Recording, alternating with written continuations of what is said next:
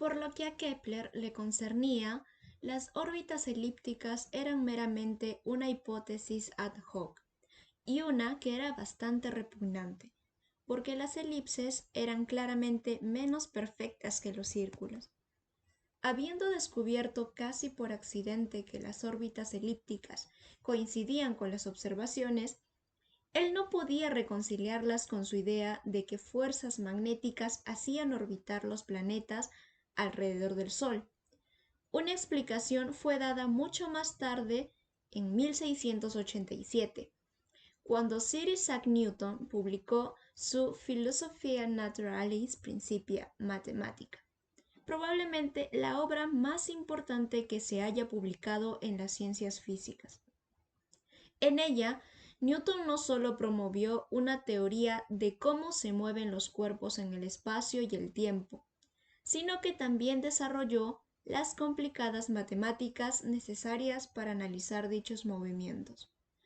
Además, Newton postuló una ley de la gravitación universal, de acuerdo a la cual cada cuerpo del universo era atraído hacia los demás por una fuerza que era más fuerte cuanto más masa tuvieran los cuerpos y cuanto más cerca estuvieran uno del otro.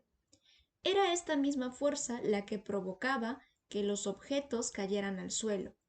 El cuento de que Newton se inspiró en una manzana que cayó sobre su cabeza es casi con certeza apócrifo. Todo lo que Newton mismo dijo fue que la idea de la gravedad le vino cuando él estaba sentado en estado de contemplación y fue ocasionada por la caída de una manzana. Newton vino a demostrar que, de acuerdo a su ley, la gravedad causa que la Luna se mueva en una órbita elíptica en torno a la Tierra y causa que la Tierra y los demás planetas se muevan en órbitas elípticas alrededor del Sol. El modelo copernicano fue despojado de las esferas celestiales de Ptolomeo, y con ello de la idea de que el universo tiene un límite natural. Dado que las estrellas fijas no aparentan cambiar sus posiciones fuera de una rotación a través del cielo causado por el giro de la Tierra sobre su eje, se volvió natural suponer que las estrellas fijas eran objetos como nuestro Sol, pero mucho más lejanos. Newton comprendió que, de acuerdo a su teoría de la gravedad, las estrellas debían atraerse una hacia otra. Por lo tanto, parecía que no podían permanecer esencialmente sin movimiento. ¿No podrían caer todas juntas hacia algún punto?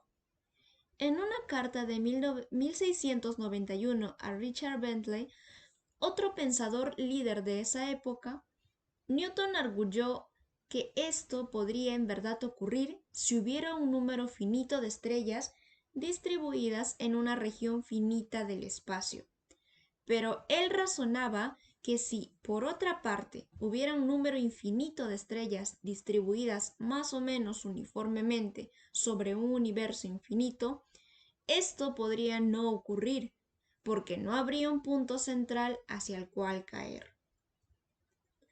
Este argumento es un ejemplo de las trampas en que se puede caer cuando se habla del infinito. En un universo infinito, cada punto puede ser visto como el centro, porque cada punto tiene un número infinito de estrellas de cada lado. El planteo correcto, que fue realizado mucho más tarde, es considerar la situación finita en la cual todas las estrellas caen una sobre otra, y entonces preguntar cómo cambiarían las cosas si se agregan más estrellas distribuidas de forma casi uniforme fuera de esta región. De acuerdo a las leyes de Newton, las estrellas extra no harían ninguna diferencia. Así que las estrellas caerían del mismo modo. Podemos agregar tantas estrellas como queramos, pero siempre caerán una sobre otra.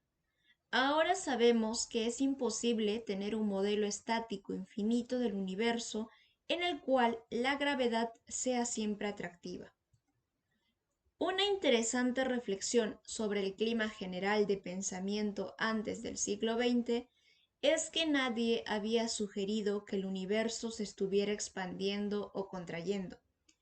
Era generalmente aceptado que o bien el universo había existido siempre en un estado inmutable, o bien que había sido creado hace un tiempo finito en el pasado, más o menos como lo observamos hoy en día.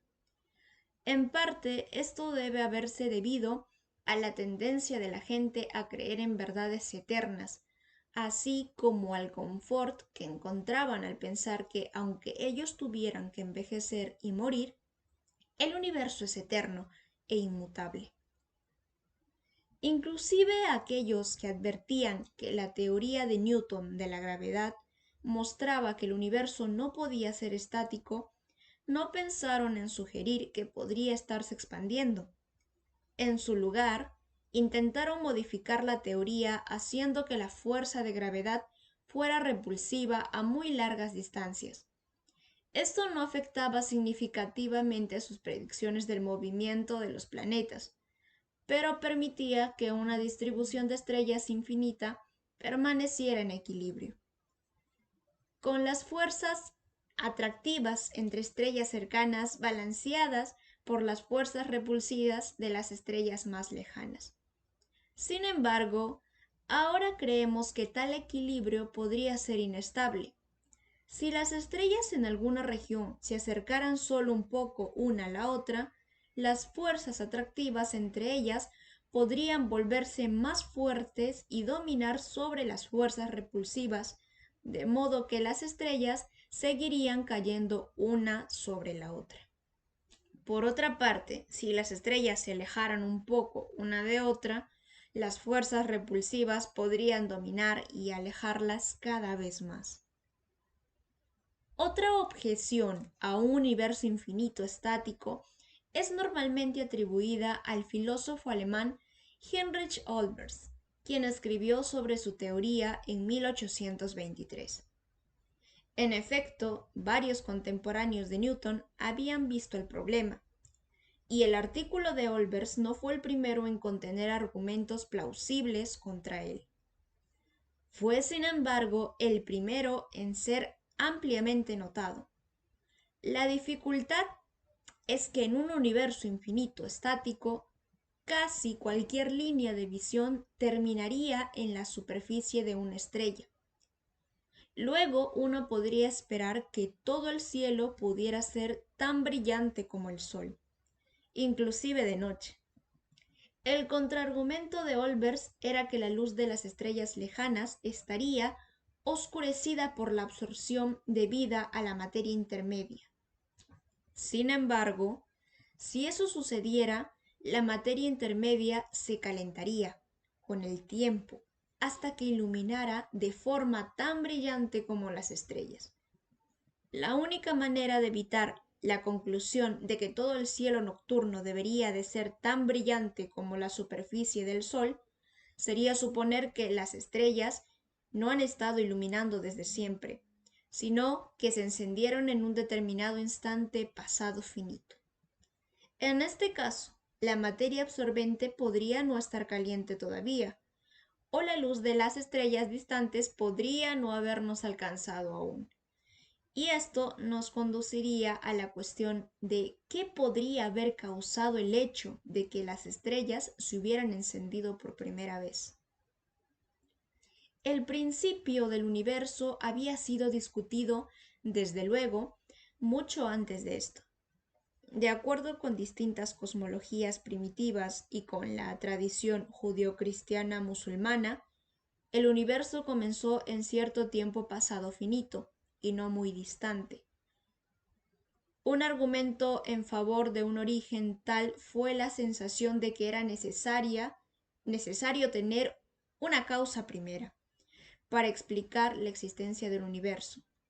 Dentro del universo uno siempre explica un acontecimiento como causado por algún otro acontecimiento anterior, pero la existencia del universo en sí solo podría ser explicada de esta manera si tuviera un origen. Otro argumento lo dio San Agustín en su libro La ciudad de Dios. Señalaba que la civilización está progresando y que podemos recordar quién realizó esta hazaña o desarrolló aquella técnica. Así, el hombre y por lo tanto, quizás también el universo no podía haber existido desde mucho tiempo atrás. San Agustín, de acuerdo con el libro del Génesis, aceptaba una fecha de unos 5000 años antes de Cristo para la creación del universo. Es interesante comprobar que esta fecha no está muy lejos del final del último periodo glacial, sobre el 10.000 a.C., que es cuando los arqueólogos suponen que realmente empezó la civilización. Aristóteles y la mayor parte del resto de los filósofos griegos no era partidario, por el contrario, de la idea de la creación, porque sonaba demasiado a intervención divina. Ellos creían, por consiguiente, que la raza humana y el mundo que la rodea habían existido y existirían por siempre. Los antiguos ya habían considerado el argumento descrito arriba acerca del progreso y lo habían resuelto diciendo que había habido inundaciones periódicas u otros desastres que repetidamente situaban a la raza humana en el principio de la civilización. Las cuestiones de si el universo tiene un principio en el tiempo y de si está limitado en el espacio fueron posteriormente examinadas de forma extensiva por el filósofo Immanuel Kant en su monumental y muy oscura obra Crítica de la razón pura, publicada en 1781. Él llamó a estas cuestiones antinomias, es decir, contradicciones de la razón pura, porque le parecía que había argumentos igualmente convincentes para creer tanto en la tesis, que el universo tiene un principio, como en la antítesis, que el universo siempre había existido.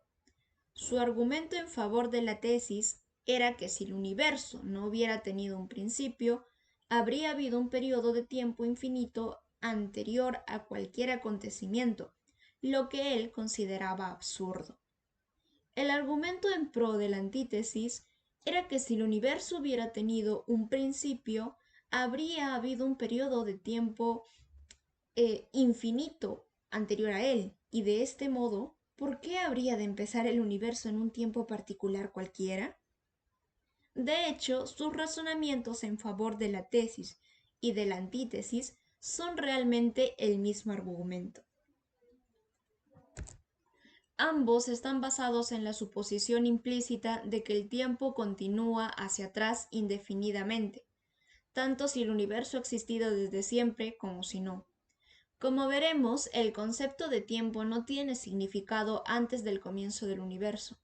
Esto ya había sido señalado en primer lugar por San Agustín, cuando se le preguntó ¿qué hacía Dios antes de que creara el universo? Agustín no respondió. Estaba preparando el infierno para aquellos que preguntaran tales cuestiones. En su lugar, dijo que el tiempo era una propiedad del universo, que Dios había creado, y que el tiempo no existía con anterioridad al principio del universo. Cuando la mayor parte de la gente creía en un universo esencialmente estático e inmóvil, la pregunta de si éste tenía o no un principio era realmente una cuestión de carácter metafísico o teológico. Se podían explicar igualmente bien todas las observaciones, tanto con la teoría de que el universo siempre había existido, como con la teoría de que había sido puesto en funcionamiento en un determinado tiempo finito, de tal forma que pareciera como si hubiera existido desde siempre. Pero, en 1929, Edwin Hubble hizo la observación crucial de que, donde quiera que uno mire, las galaxias distantes se están alejando de nosotros. O en otras palabras, el universo se está expandiendo. Esto significa